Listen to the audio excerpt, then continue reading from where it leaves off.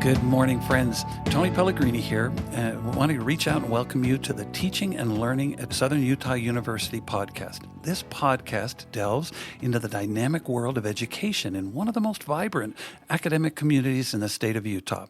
Please join us as we explore innovative teaching methodologies, insightful discussions with educators, and inspiring stories of student growth. Whether you're a seasoned educator, a curious student, or simply passionate about the art of learning, this podcast is your window into the enriching experiences that shape Southern Utah University's learning environment. With us today is one of our absolutely insightful staff members, Donna Law. Donna Law is our Community and Government Relations Director here at the university, and she does a wonderful job, from Tony's perspective at least, in meeting the needs of our learners, in connecting with our community. Donna, could you take a moment or two, tell us a little about yourself, a little about your position here at SUU?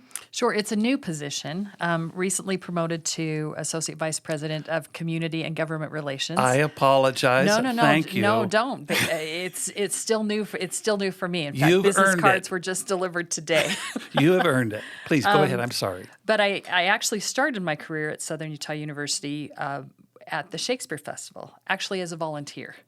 Because sometimes that's how you begin, right? You put your toe in, and then I worked my way up. I spent 10 years at our Shakespeare Festival before going to work for two others, one in Idaho and one in Orlando, at which after about 2 years in Orlando, my husband said, "Can we go home now?" And fortunately, they just announced that they were going to build an art museum, which we now know as the Southern Utah Museum of Art. And they had lost a development director, a fundraiser. And so that's what I got to come back to SUU to do about 14 years ago. So I've been working as a fundraiser. About 12 years ago, I got the opportunity to be the government relations director. So those two have been my responsibilities until about 3 months ago, when instead of fundraising, I get to focus on community relations. Fantastic. We're sure appreciative of your work. And just as you were mentioning, I remember when you were in Orlando. That is wonderful. There's some context to what's past is prologue for us. Donna, we're extremely pleased of your receiving the Board of Trustees Award for quality service. Your innovative practices. Can you talk to us for a little bit about, I know you don't like shining your own belt buckle, but tell us a little about some of the innovative practices that you have shared to be able to engage with that award or to demonstrate your willingness to participate with that award. Well, thank you. Well, first of all, I was truly honored to receive that. That's the top award presented every year as part of Thunderbird Awards. So I was really, truly honored. The work I do for Southern Utah University is, of course, all about our students. Even though I have minimal interaction with students, I have for the last 4 years had the opportunity to teach in the Masters of Interdisciplinary Studies program by teaching an online course in nonprofit management. But I think it's the breadth of my work and the longevity of. 25 years is a long time, so. It's kind of like the Lifetime Achievement Award. And maybe that was an introduction or an opportunity to say, "Oh, it's time for you to retire, sister." No, it is not. It is not. I think I'm not sure how much I can speak to being innovative. I think what I always try to do, regardless of what hat I've worn or what my responsibility has been, is to always be mindful of theater background. Always be mindful of who my audience is. So even as we started this conversation, I needed to better understand who might be listening to this conversation. So when I think about my government relations responsibilities, my audience is the Utah State Legislature. And how do I tell the SUU story to the Utah State Legislature in a way that will be most meaningful and in a way that will speak to the great work that we do here in a way that translates to them as a worthwhile investment, because that's, 51% of our revenues come to the university through the state legislature. there aren't very many states in the union anymore that fund education that way. So I just, and every legislator is different, right? You've got some who want to hear about the football team, and you've got some who want to hear about the arts, and you've got some who want to know about how are the sciences going, and what are you doing to prepare our doctors, or what are you doing to prepare cybersecurity specialists.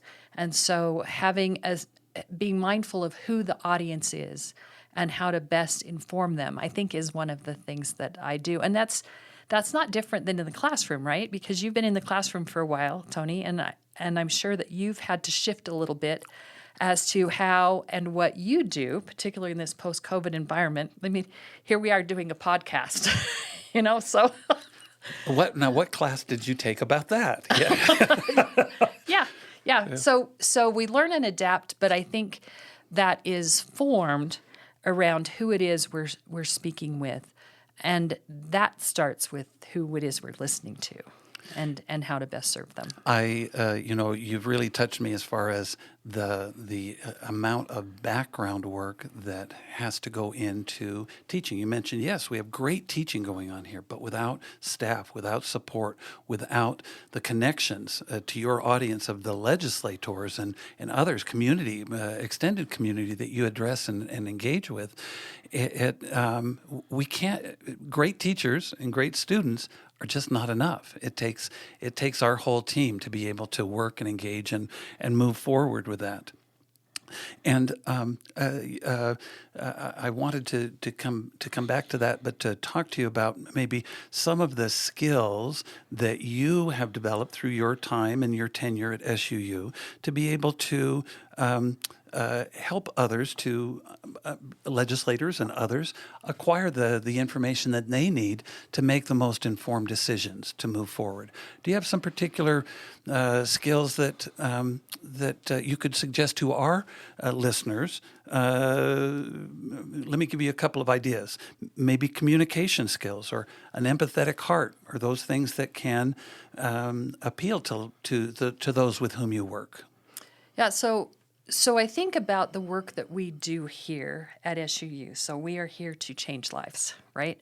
And so I think as I think about the 1,100 people that are full or part-time employees across campus, and actually, quite frankly, across the country now because of our ability to teach online, I suspect most of us are servant leaders. And we do this work because we want to make a difference. We want to make a difference in the lives of the students that are in our classroom, in the lives of our families, in the lives of our community. So I think about, I've been able to learn more about what servant leadership, and you mentioned empathy that comes with that. I also think, and that's just, we're putting other people in front of ourselves, right? And then I think about adaptability. So I think adaptability is one of those, my husband might call it a superpower that I have, because things change. We have to adapt. And if you're rigid in, I only do it this way, and this is, dare we ever say the word, this is how I've always done it. But we have to be willing to be flexible to adapt to new opportunities, to new circumstances, to new awarenesses, right? Every day something comes across my world, my desk, my office, the people that I work with, and we become aware of something that we didn't know yesterday.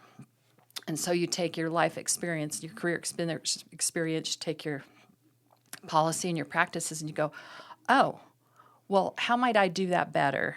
You mean you're a lifelong learner? I am a lifelong learner. And I also learned this. This was something that I learned from my colleague, Jessica Kinsey, who is the executive director of the Art Museum. The idea of how might we?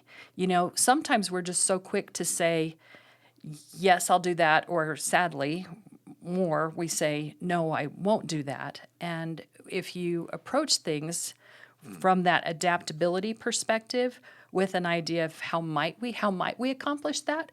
We don't have money for that. We don't have time for that. We don't have enough people for that. How might we do that? You start thinking about who else might want to be part of this. Who else could make this a bigger picture? And as I start this new activity in community relations, there's so much about who else. who else would be interested in making this happen? Who else would be interested? Who else would care? And that's, and I think that's how we become flexible. So I hope that adaptability, positivity are some of the things that I bring to the table. Absolutely. Another that I've seen in you, that I've observed absolutely, is your personalized learning in your relationships.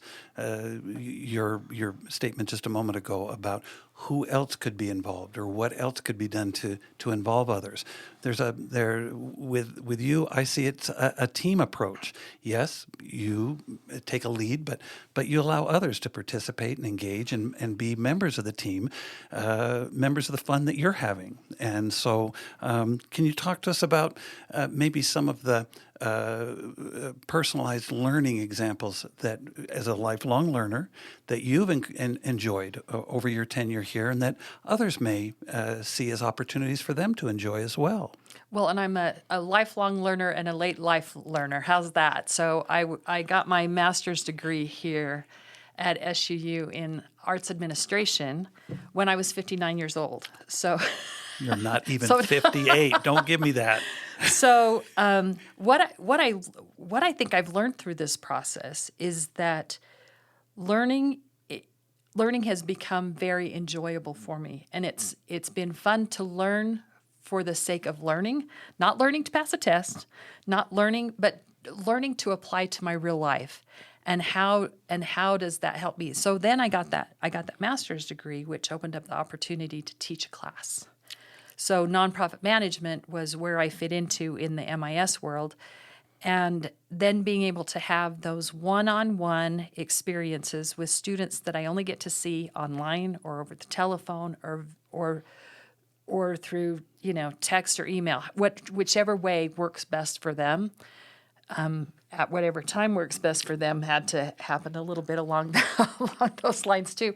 But to be able to have that, I remember I know what it's like to be an adult learner. And so to be able to work with master's degree candidates who, too, are having to balance their desire to improve their life, their family, their work experience by taking this time and making this effort to advance their knowledge, that's been really rewarding for me.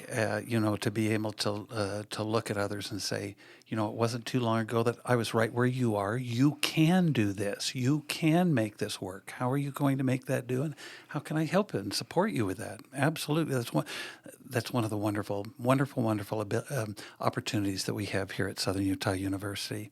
I'm going to wrap up here in a second, but I just wanted to ask you any words of wisdom for faculty, for staff, for students here at SUU. You're a product of SUU. You're a part of SUU. We'd like to do that too. What would be some words of wisdom for us to follow in your example?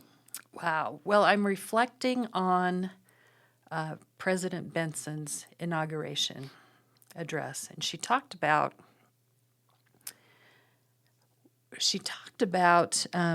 she restated that story of Christopher Wren, who came across 3 people building a wall. And one was building a wall. One was laying bricks, one was building a wall, and the third was building a cathedral to the heavens. We here at SUU are all working together, not to lay bricks, not to build a wall, but to build that cathedral. We have a noble cause to change lives. As people, as our students advance through their processes, and this was the great thing for me as an adult learner getting my degree, was the confidence that comes with that. I can do this.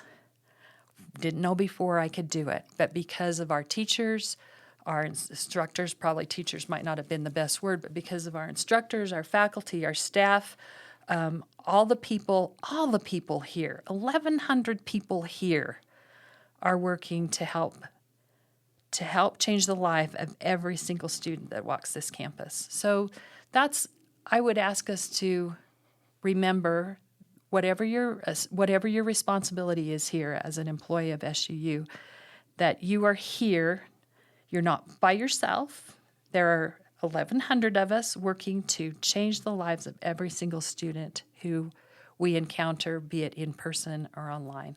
And I would just try to remind everybody that that's why we're here. That's what we do. Their lives are better, their families are better, their circumstances are improved, and will be for the entirety of their life because of the time we spend here together. Thank you so much, Donna. We sure appreciate your perspective and your observations. Friends, as we conclude, please remember that just as Donna stated here, education is a dynamic partnership between passionate educators and very eager learners. It's about fostering curiosity, sparking inspiration, and embracing growth. Join us our next time as we continue to the exploration of remarkable stories and strategies that make education at Southern Utah University truly exceptional. Thank you for tuning in. Until next time, keep learning and keep inspiring, just like Donna. Thank you, everyone.